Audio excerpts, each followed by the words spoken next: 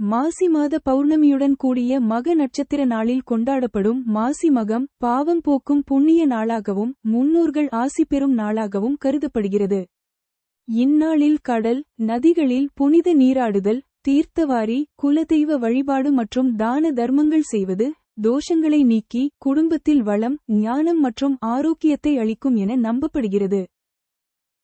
மாசி மகத்தின் சிறப்புகள்.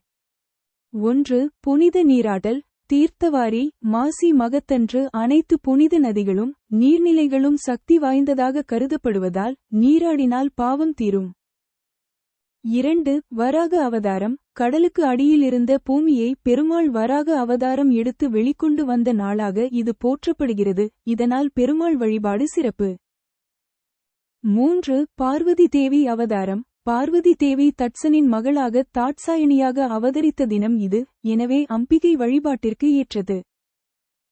4. முன்னோர் வழிபாடு. பித்ரு தர்ப்பணம். முன்னோர்கள் இந்நாளில் பூமிக்கு வந்து ஆசி வழங்குவதாக ஐதீகம், எனவே பித்ரு தர்ப்பணம் செய்வது சிறப்பானது. 5. மகாமகம். 12 ஆண்டுகளுக்கு ஒருமுறை கும்பகோணத்தில் மாசிமகத்தன்று நடைபெறும் மகாமகம் விழா மிகவும் சிறப்பு வாய்ந்தது. மற்றும் 6. கோவில் திருவிழாக்கள். பெரும்பாலான சிவாலயங்களில் சுவாமி, அம்பாள் வீதி உலா வந்து தீர்த்தவாரி கண்டருளும் விழா வெகு விமரிசையாக நடைபெறும். வழிபாட்டு முறை. அதிகாலையில் எழுந்து புனித நீராடி முன்னோர்களுக்கு தர்ப்பணம் செய்து குலதெய்வம் அல்லது சிவன், விஷ்ணு கோவில்களுக்குச் சென்று வழிபடுவது, தானம், அன்னதானம், வஸ்திர தானம் வழங்குவது சிறப்பான பலன்களை தரும். பங்குனி உத்திரம் முருகனுக்கு உரியது, சிவராத்திரி சிவனுக்கு உரியது, ஏகாதசி பெருமாளுக்கு உரியது. ஆனால் அனைத்து தெய்வங்களுக்கும் உகந்த ஒரு நன்னாள் தான் மாசி மகம் நன்னாள். மாசி மாதத்துல பௌர்ணமியுடன் கூடிய மகம் நட்சத்திர நன்னால தான் மாசி மகம் அப்படின்னு சொல்றோம். சிவபெருமான் வருண பகவானுக்கு சாப விமோச்சனம் அளித்தது மாசி மகத்தன்றுதான். இதனாலதான் பெரும்பாலான கோவில்கள்ல தீர்த்தவாரி நடத்தப்படுகிறது.